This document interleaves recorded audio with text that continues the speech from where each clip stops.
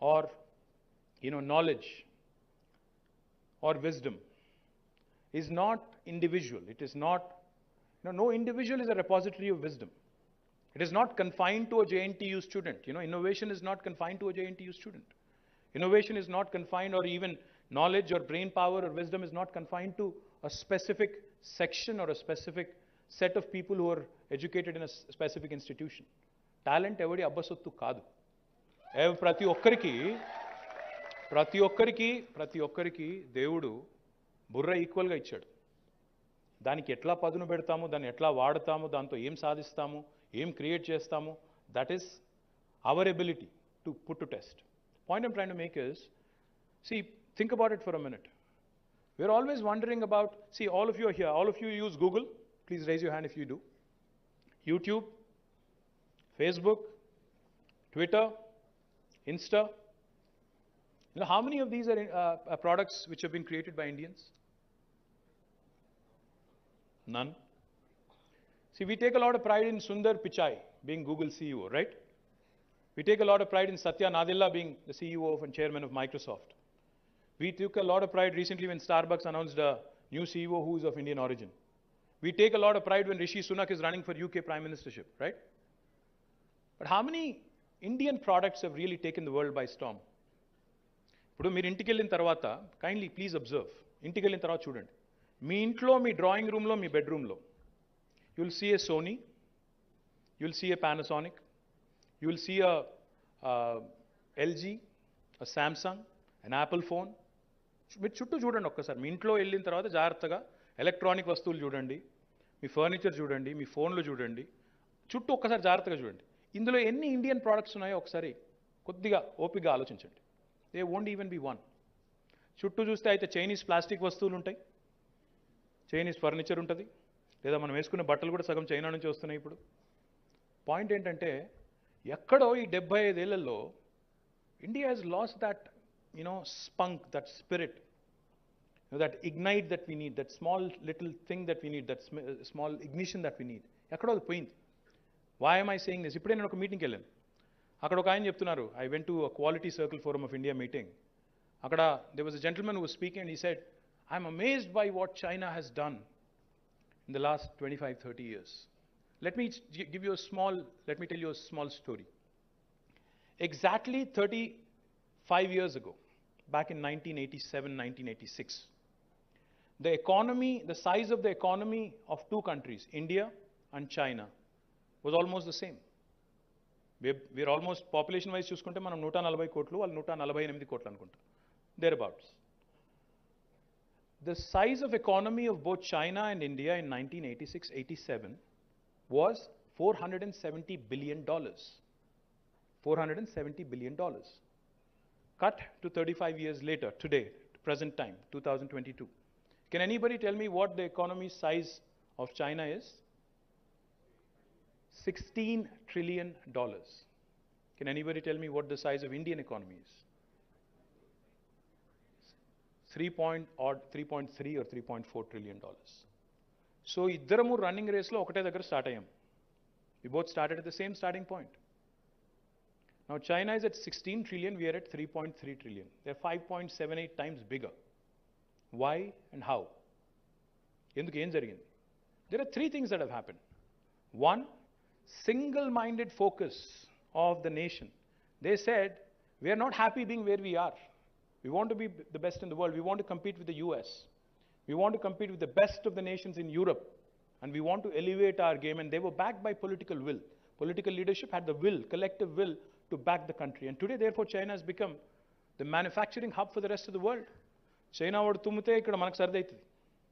అట్లుంది పరిస్థితి రోజు. వాన అక్కడ దుకాణం బంద్ అయితే మనకి ఇక్కడ మాస్కులు రావు, మనకు మెడిసిన్స్ రావు, మనకి APIs రావు, యాక్టివ్ ఫార్మస్యూటికల్ ఇంగ్రీడియంట్స్ రావు, ఏది రావు. అట్లా తయారైంది. China has become the factory of the world. Second thing they have done, which they have done exceedingly well, they have focused on value creation. They said, agriculture పెంచాలి, కానీ post harvest ఎక్కడైతే value add చేయాలో, manufacturing, food processing, ఎక్కడైతే value add చేయాలి value చైన్లో, how do we move up the value chain, they focused on that, they went after it with single minded focus. And the third thing they have done, మనమేమో ఇండియాలో We are worried about other things. We are focused on, we are happy comparing ourselves to Pakistan, Bangladesh. They are more focused on US, Australia, Germany, France, all the developed nations. మనం ఏం చేస్తున్నాం ఇక్కడ? We are more worried, నా పక్కన కూర్చున్నాడు కులమేంది, యువతల పక్కన కూర్చున్నాడు మతమేంది, ఆయన ఏం తింటున్నాడు, కాలేజ్కి ఏం వేసుకొని వస్తున్నాడు, ఏం మాట్లాడుతుండు. మనం గతాన్ని చదువుకోవడంలో బిజీగా ఉన్నాం. వాడెవడో వచ్చి టెంపుల్ గులగొట్టి మసీదు కట్టిండు, ఇప్పుడు మనం మసీదు గులగొట్టి టెంపుల్ కడదాం. ఆ చక్కర్లు ఉన్నాం మనం. We're not interested in marching in to the future to make our country a glorious nation. We're more interested in digging up the past wounds. పాత గాయాలు తవ్వుకుందాం, కెలుక్కుందాం, ఆ పుండును తవ్వి మళ్ళీ పచ్చిగా చేసి దాని మీదకి వెళ్ళి కొన్ని ఓట్లు సంపాదించుకుందాం. ఈ పిచ్చి ప్రయత్నాల్లో ఉన్నాం. కులము, మతము, I'm sorry to say this, but it is a fact. Sorry to say this, but it is a fact. I'm not making a political comment here. Collectively as a nation, we need to think. If you really want to be a world-class nation, what should our focus be? Neelu leni villages, current leni inlu, సాగునీరు అందక బాధపడుతున్న రైతు, ఆయనకు మద్దతు ధర రాక బాధపడుతున్న రైతు. మనకు చిన్నప్పటి నుంచి ఇంకోటి కూడా తయారు చేసాం. Our culture in India, we're told from a very young age, from a school age, you only have 2 career options, at best 3. ఏం చెప్పారు చిన్నప్పుడు ఇంట్లో? లాయర్, డాక్టర్ అవ్వాలి, లేకపోతే ఇంజనీర్ అవ్వాలి. ఇంకో థర్డ్ ఆప్షన్ ఏంటి? అయితే గీతే లాయరో లేకపోతే ఇంకోటి. అంతేగాని ఇంకా వేరే ఆప్షన్స్ లేవు. You are always told to be a job seeker. You are told to be work, you are told from a very young age not to dream big. ఎక్కువ తక్కువ ఆలోచించక అడ్డం పడతావు. ఎక్కువ తక్కువ ఆలోచిస్తే కింద పడతావు, ముఖం బలుగుతుంది. అట్లా కాదు, కన్జర్వేటివ్ ఉండాలి. తక్కువ ఇది చేయాలి, మనం ఎక్కువ రిస్క్ తీసుకోవద్దు, అప్పు ఉండొద్దు. అంటే the thing is, our cultural conditioning, our society's conditioning from a very young ages ఎట్టి పరిస్థితుల్లో జాబ్ కొట్టాలి అంతే. ఎవరి కిందనో పని చేయాలి తప్ప మనం 10 మందికి జాబ్లు ఇచ్చేటట్టు ఆలోచన లేదు మనకు. మనం ఎందుకు మన దుకాణం పెట్టద్దు, మనం ఎందుకు మన ఎంటర్ప్రైజ్ పెట్టద్దు, మనం ఎందుకు వరల్డ్ క్లాస్ ప్రోడక్ట్స్ తయారు చేయొద్దు. ఆ గూగుల్, ఫేస్బుక్, ట్విట్టర్ ఏమైనా బ్రహ్మ పదార్థాలా, రాకెట్ సైన్సా? మనం కనిపెట్టలేమా? ఒక మోహన్ రెడ్డి గారు ఇక్కడ సైంట్ పెట్టి ఆయన 20,000 మందికి ఉద్యోగాలు ఇవ్వగలితే ఇళ్ళకెళ్ళి ఒక 20-30 మంది మోహన్ రెడ్డిలు రాలేరా? Simple question. ఆయన టైంలో ఇప్పుడు ఆయన ఏం చెప్పారు స్టోరీ? నా టైంలో నేను ఒక పర్మిషన్ కోసం 30 సార్లు ఆఫీసులు తిరిగిన పరిస్థితి ఉంది. ఇప్పుడు సెల్ఫ్ సర్టిఫికేషన్ ఉంది. మీరు ఏమైనా పెట్టాలనుకుంటే నన్ను కలవాల్సిన పని లేదు, జయేష్ని కలవాల్సిన పని లేదు, ఎవరిని కలవాల్సిన పని లేదు. మీ అంతటా మీరు you can hit the ground running. Second thing you have is, ఆనాడు మోహన్ రెడ్డి గారు ఒక సైంట్ అనే కంపెనీ, ఇన్ఫోటెక్ అనే కంపెనీ పెట్టినప్పుడు ఆయనను గైడ్ చేసేటోడు లేడు, ఆయనకు ఒక ప్లాట్ఫామ్ లేదు, ఏం చేయాలో తెలియదు, groping in the dark. But today you have a T hub, you have a V hub, you have your own black back centre of excellence, you have a T works, you have a task. All these institutions that have been set up by the government are there for you. There is a ready-made platform for you. If you have an idea, come to us and you can walk out with a product. You can walk out with an enterprise. We'll show you funding avenues. We'll give you mentorship support. We'll do everything. అరటి పండు మీ చేతిలో పెడతాం, ఒలిచి తినేది మీ బాధ్యత, నాది కాదు. We'll give you everything.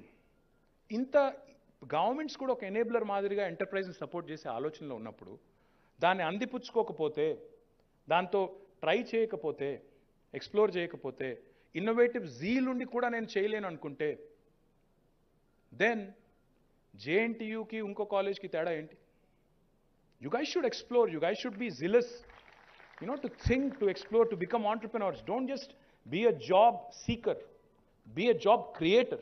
నేను చేయగలుగుతాను, నేను 10 మందికి ఉద్యోగాలు ఇస్తాను అనుకుంటే కష్టమేం కాదు.